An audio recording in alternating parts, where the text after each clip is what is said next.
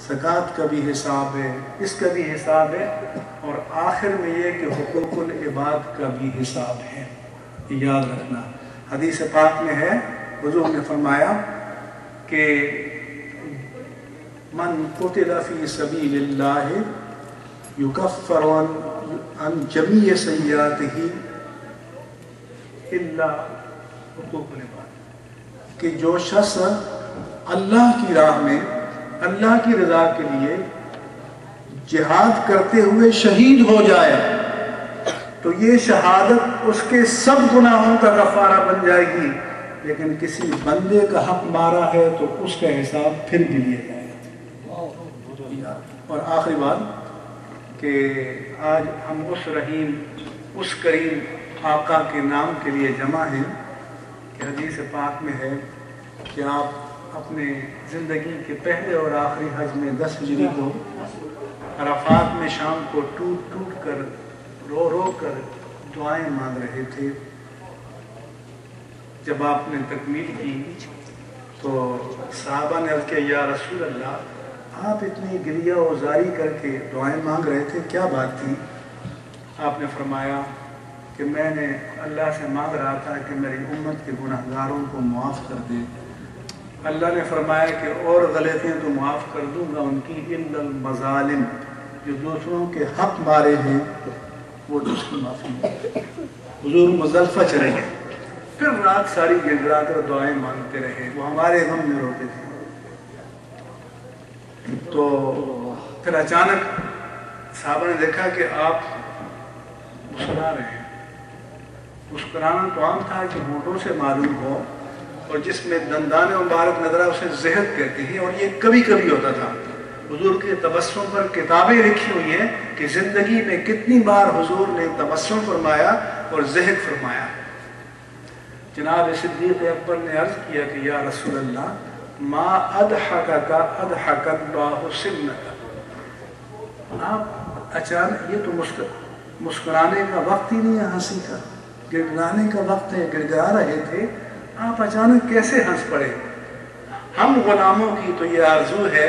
کہ ان نورانی دانتوں کو ہمیشہ مسکراتا ہوا دیکھیں۔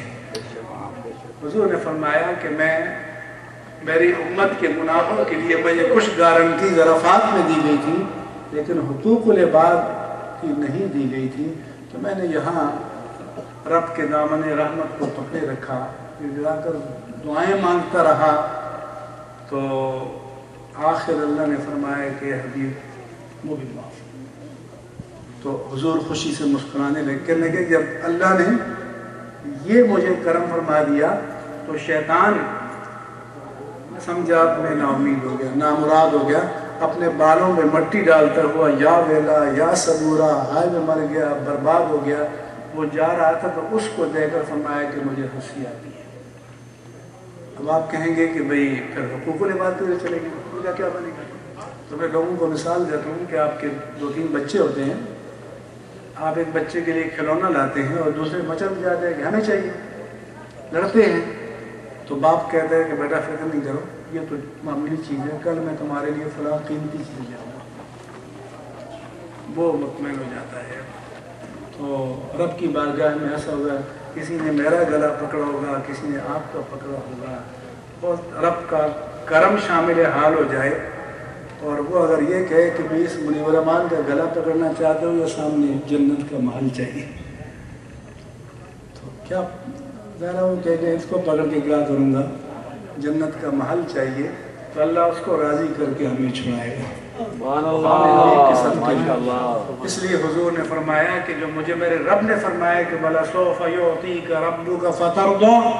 اے پیارے حبیب آپ کا رب آپ کو اتنا عطا فرمائے گا کہ آپ راضی ہو جائیں گے۔ تو فرمایا کہ جب قرآن میں رب نے مجھے گارنٹی دی ہے کہ حبیب تجھے راضی کیے بغیر نہیں چھوڑوں گا، وَإِذًا لَا أَرْضَىٰ وَوَاحِدٌ مِّنْ أُمَّتِي فِي النَّارِ، تب تو میں بالکل راضی نہیں ہوں گا جب تک میرا ایک بھی امتی جہنم میں ہوگا۔ دعا کریں آقا کی وہ شفاعت ہمیں نصیب کرے۔ اللہم صلی علی سیدنا مولانا محمد مبارک وسلم علیہ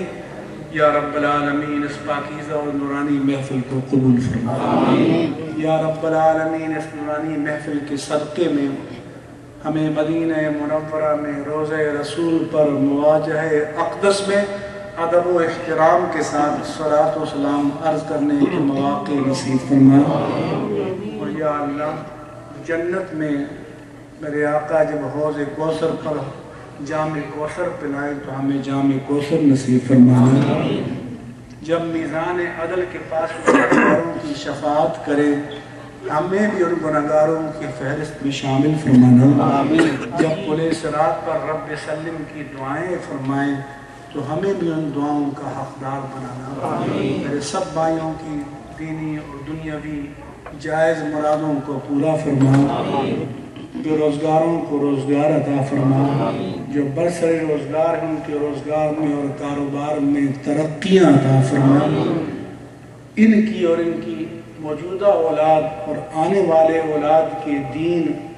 اخلاق اور یا رب العالمین ایمان و اسلام کی حفاظت فرما اور ان بچوں کو علم و عمل کی دولت نصیب فرما ایمان و عمل کی دولت نصیب فرما اس مسجد کو اور نئی مسجد کو تا قیامت شاد و آباد فرما وصلی اللہ تعالی علی حبیبہ سیدنا و مولانا محمد وعلی آلہ و اصحابہ اجمعین برحمتک یا ارحم الراحمین السلام علیکم ورحمۃ اللہ وبرکاتہ ہم جائیں گے اجازت آپ بیٹھ جائیں